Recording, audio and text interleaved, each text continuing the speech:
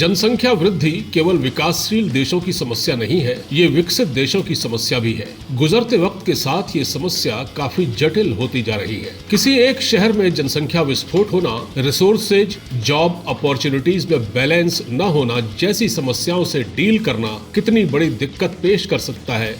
लेकिन कुछ देश डीपॉपुलेशन को लेकर भी उतने ही गंभीर हैं। डीपॉपुलेशन मतलब जहां जनसंख्या नहीं है वहां लोगों को बसाया जाना। जापान के कई इलाके जनसंख्या की कमी और लो बर्थ रेट से जूझ रहे हैं। दरअसल जापान सरकार ऐसा करके जनसंख्या संतुलन को बनाए रखना चाहती है।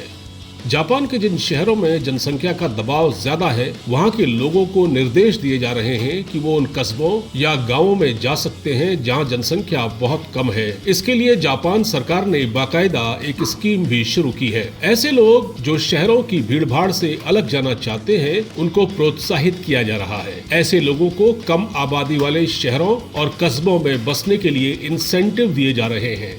जापान सरकार ने जो स्कीम शुरू की है, उसके तहत जो परिवार टोक्यो छोड़कर कहीं और रहने का विकल्प चुनते हैं, तो उन परिवारों को प्रति बच्चा 6 लाख रुपए दिए जाएंगे। जापान सरकार ने ये काम 2019 में शुरू कर दिया था। इसका उद्देश्य लोगों को उन क्षेत्रों में जाने के लिए प्रोत्साहित करना है जहां जन्म दर गिर रही है और जनसंख्या बूढ़ी हो रही है।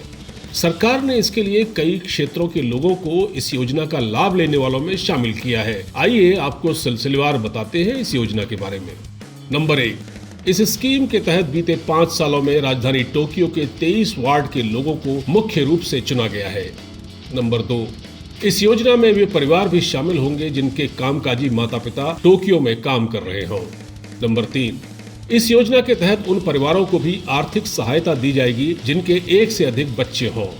नंबर 4, जो लोग इस योजना के दायरे में आकर काम करेंगे, उनकी आय के बारे में सरकार कोई जानकारी नहीं लेगी। सबसे बड़ी बात यह है कि ऐसे लोगों को सरकार सहायता तो देगी ही, लेकिन शर्त यह है कि उन्हें कम से कम 5 साल वहीं रहकर काम करना होगा। अगर ऐसे लोग वादा खिलाफी करते हैं तो उनको मिलने वाली सारी सुविधाएं छीन ली जाएंगी। लेकिन इसी बीच सवाल ये भी उठता है कि इसी शहर में इतने लोग क्यों बसना चाहते हैं और इतनी आबादी बढ़ी कैसे?